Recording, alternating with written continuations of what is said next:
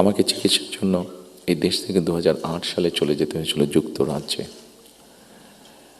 2008 সালে যাবার পরে 2010 সালে সেখানে প্রথমে একটি নির্বাচন আমি দেখেছিলাম। তো যেহেতু সেটি নির্বাচন ছিল, স্বাভাবিকভাবে রাজনৈতিক কর্মী হিসাবে আমার একটা ইন্টারেস্ট ছিল। টিভির সামনে বসে আমি ডিবেট দেখছিলাম।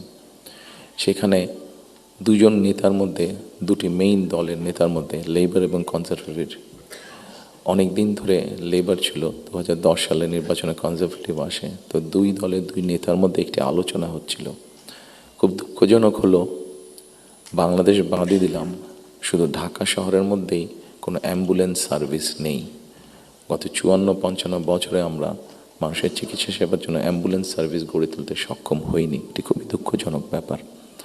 তো এই অ্যাম্বুলেন্স সার্ভিস নিয়ে দুই নেতার মধ্যে তখন কথা হচ্ছিল। খুব সম্ভবত তখন যতটুকু আমার মনে আছে, তখন এমার্জেন্সির জন্য অ্যাম্বুলেন্স সার্ভিস কল করলে 20 মিনিটের মতন সময় লাগতো আসতে অ্যাম্বুলেন্সের। একজন বলছে 20 মিনিট লাগে, এটাকে আমরা 19 মিনিট করবো। আরেকজন বলছিল যুক্তিতর্ক দিয়ে যে 20 মিনিট লাগে, এটাকে আমরা 15 মিনিটে নিয়ে আসবো। অর্থাৎ একজন 1 মিনিট কমাচ্ছে, একজন 5 মিনিট কমাচ্ছে। এই কাজটি তারা তাদের জনগণের জন্যই করতে চাইছে।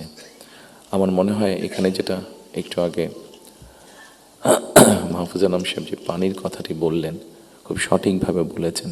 ঠিক এখন যেভাবে চলছে, এইভাবে যদি চলে, আমার যতটুকু ধারণা আগামী 10 থেকে 15 বছর, হার্ডলি 20 বছর পরে ঢাকা শহরে কোনো জায়গায় থেকে পানি আমরা পাবো না। আমাদের বুড়িগঙ্গা নদী সম্পূর্ণ রকম পলিউটেড, 100% পলিউটেড।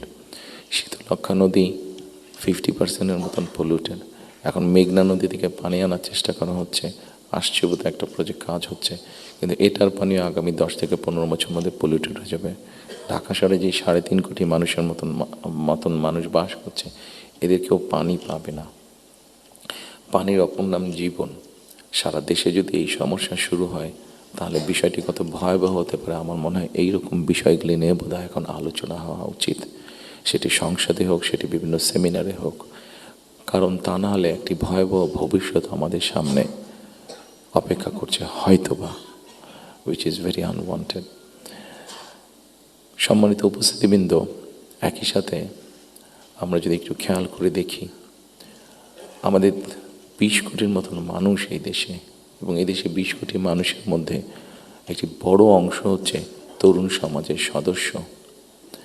এই তরুণ সমাজের সদস্যদেরকে বিভিন্নভাবে আমাদেরকে উপায় বের করতে হবে কীভাবে তাদের কর্মসংস্থানের ব্যবস্থা হয়, সেটি দেশের ভিতরে হোক, সেটি দেশের বাইরে হোক। আমরা যদি এটি সক্ষম না হই এই কাজটি করতে, তাহলে আমরা 5ই আগস্ট বলি, 90-এর আন্দোলন বলি, 1971 সালের স্বাধীনতা যুদ্ধ বলি, আমাদের মনে হয় খুব সম্ভবত প্রত্যেকটি প্রত্যাশা ধ্বংস হয়ে যাবে। এখানে একজন সংবাদকর্মী, নারী সংবাদকর্মী, নারীর নিরাপত্তা বা নিরাপত্তা নিয়ে কথা বলেছেন উনি। আমরা মনে করি নিরাপত্তা শুধু নারীর না, নারী পুরুষ উভয়ের ক্ষেত্রে হওয়া উচিত। ছোট যদি একটি এক্সাম্পল দিই, খুব সম্ভবত বাংলাদেশে বছরে 7,000-এর মতন মানুষ, খুব সম্ভব গত বছর 7,000-এর মতন মানুষ রোড অ্যাক্সিডেন্টে মারা গিয়েছে।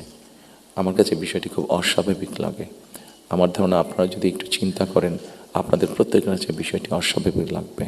কিন্তু ঘটনাটি ঘটছে, কোনো বছর বেশি, কোনো বছর কম। এই অস্বাভাবিক ঘটনাটি কেন ঘটবে?